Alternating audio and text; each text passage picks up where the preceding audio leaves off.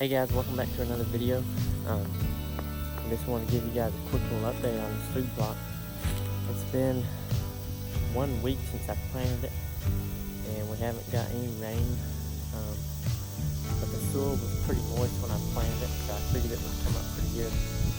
And I'm really liking what I'm seeing out here. Probably can't see right now, but well, maybe that right there. It's coming up pretty good. I'll take you in here and show you. It's really surprising. We just really need some rain now to keep it going now that it's come up. But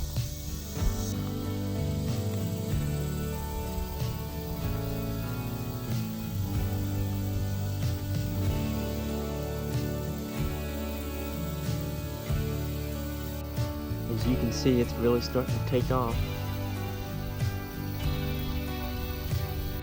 You can see right here lots of cowpeas. I think there's some buckwheat in there.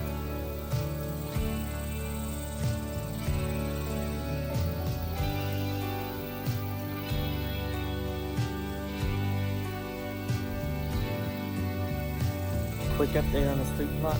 It's really starting to come up. Hopefully in the next week or so we'll get some rain and it'll really start to take off and establish. So that's it on this food plot update.